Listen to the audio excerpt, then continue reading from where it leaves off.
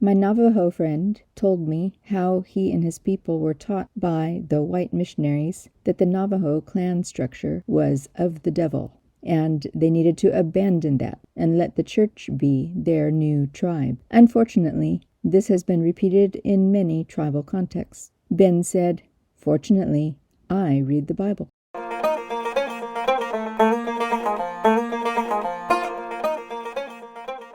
Welcome to Let Nomads Move You, the podcast that takes you on a journey into the lives, cultures, and wisdom of nomadic peoples around the world.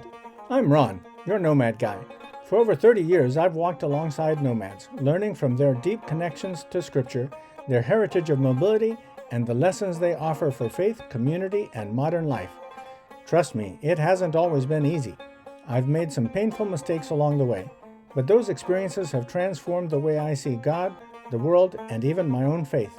Each week, we'll uncover how the nomadic way of life can inspire you to rethink your worldview, reconnect with biblical themes, and find fresh purpose in a restless, often fractured world. So, if you're ready to let nomads move you, challenge your thinking, and ignite your faith, this is the podcast for you. Let's go.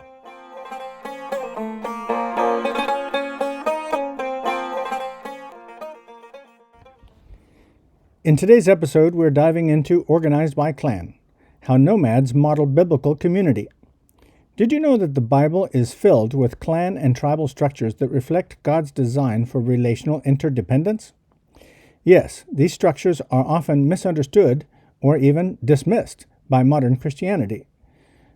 Whether you're curious about nomadic cultures, searching for new ways to engage your extended family, or wondering how the good news relates to ethnic nomads, this episode will inspire and challenge you. Let's go. What does Organized by Clan look like? Introduction. My Navajo friend, Ben Y., told me how he and his people were taught by the white missionaries that the Navajo clan structure was of the devil, and they needed to abandon that and let the church be their new tribe.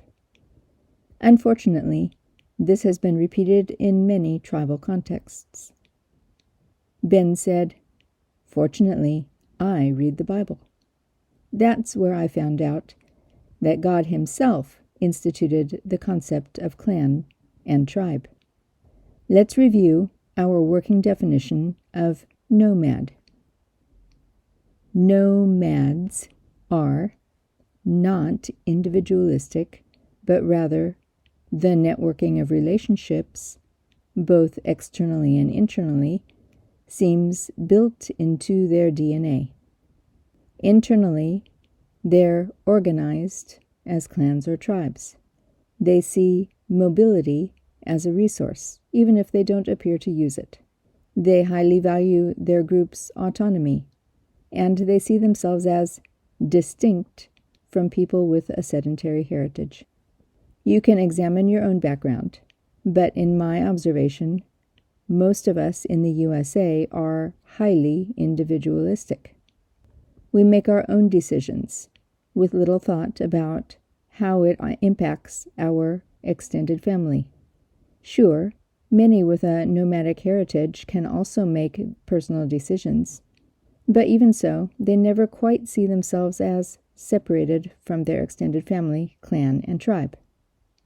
Nomads on all continents have told me that to be cut off from their clan would be a fate worse than death, and those who were told that the church would be their new clan or tribe have ended up sorely disappointed. And then, like Brother Ben, when they look into the Bible, they are confused. They can see the clan structure clearly in Scripture, and can't figure out why their white brothers and sisters can't see it. So, what is a clan? I realize that some of you reading this may not even have siblings. Many may not have had much opportunity to relate to cousins, aunts, and uncles or grandparents. Just consider that for a minute. As an adult, how often do you get together with all of these family members? How about second cousins? How does that make you feel? In simplistic terms, a clan is a tightly knit, extended family group. It is more than just having parents, siblings, and cousins, etc. A Somali friend of mine was once asked, "Do you have a family?" What does that question mean in your mind? My Somali friend told me he could not answer such a ridiculous question. His mind shut down. To him, family included at least 30 or even 50 people with whom he normally interacted on a weekly, if not daily, basis. If he traveled to another city, he never booked a hotel or even planned to ask who he might stay with when he got there. He would simply see another Somali, and after initial conversation about who each were related to, the stranger would turn out to be somebody like a second cousin twice removed, and quite naturally invited him to come and stay as long as he needed. Asking would be rude, since he would be expected to stay there. No matter where in the world he might travel, if he met another Somali, they would each feel a deep sense of mutual responsibility as well as the benefit of being a part of the same clan, tribe, or federation. Being a member of such a clan and tribal structure provides mutual respect, security, and stability, even in a world of turmoil. Everyone has a place and a role, whether for herding, trade, defense, or provision. Nothing can be worse than being cut off from this. An exception might be if he came across someone whose connections included an enemy clan, or some ancestor had done something shameful or treacherous. I was crossing the Himalayas with a shepherd friend. This was not my friend's normal migration route, but we knew how to get where we needed to go. We left the remote road at about 12,000 feet elevation. After a few hours up a steep path, we came upon a shepherd camp, and my friend went over and got a liter of goat's buttermilk. No charge, just open hospitality for travelers. No, they were not relatives, just members of the same tribe. Maybe you can think of some biblical parallels. Ostracism. Cain kills his brother. His punishment? Not death, something worse. Ostracism. He killed his younger brother. As the older brother, of course he was his brother's keeper. As an Afghan Pashtun shouted in a Bible study I was leading on Genesis 4 one time in Canada. He deserved the worst punishment possible. Cursed to wander, separated from God and his own people. A Berber friend from North Africa calls this his banner of protection. He cried out for mercy, saying this punishment was too much to bear. God extended an alternate banner of protection in the form of a mark of some kind. Such identifying marks, like a tattoo, are not unusual. Jacob also comes to mind. After some episodes of treachery, Jacob is threatened with murder by his brother. Not ostracism, which would have been worse. His mother tells him to go to her clan's people for protection and provision. All he had to do is show up. Once people figured out who each other were related to, the rest was easy. There was no thought about asking for a place to stay. Work to do? Easy. Need a wife? Done. Okay, make it 2 wives or 4. Okay, well, let's not get ahead of ourselves. Dowry? Don't worry, it will all work out. Abraham and Lot. Who should get first choice of land between what has become 2 large clans? Lot, of course. Why? Because he is the oldest son of an oldest son.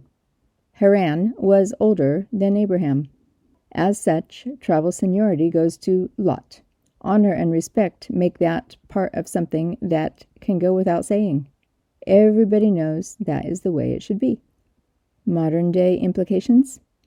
As I've said elsewhere, these biblical stories should not be dismissed as, this is how things used to be done in ancient times.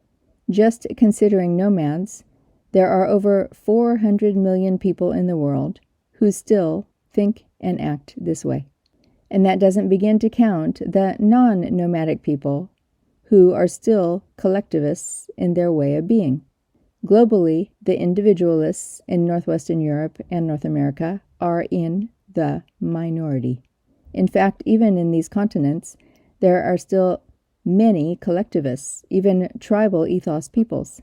Many indigenous peoples, as well as the world's diaspora of immigrants and refugees, still think this way. And I say this is a very good thing.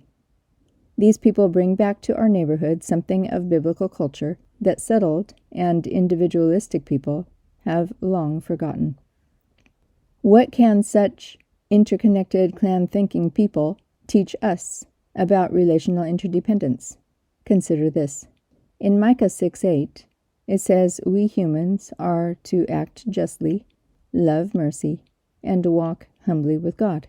What would it look like to apply this to our own extended family members? Consider the church where you attend. How many of your extended family members are also attending the same congregation? Turn it around the other way. How can you bring the Good Shepherd into your own extended family? Conclusion. As our Navajo brother Ben Y. observed, clans are foundational to his own identity, which includes a strong nomadic heritage. He laments watching some of his cultural values disintegrate right before his very eyes. Christian missionaries from a sedentary and individualistic background have made Christianity appear anti-clan and anti-Navajo. This disintegration has left far too many Navajo feeling lost and disconnected from their proud heritage and from one another. As a result, far too many have descended into alcohol abuse and other destructive habits. Fortunately, Ben did read the Bible and is now finding ways to bring clan thinking back to his people and help them find their deeper identity in both their clan heritage and the clan heritage of the Bible. What about you? What are some ways you can see the value of community bonds in your own extended family? What would mutual responsibility look like between you and your cousins, aunts and uncles, parents and grandparents? Keeping in mind that for nomads, this sense of mutual responsibility extends over multiple generations.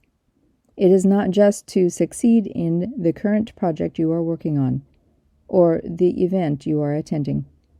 I really look forward to your comments and suggestions for future articles.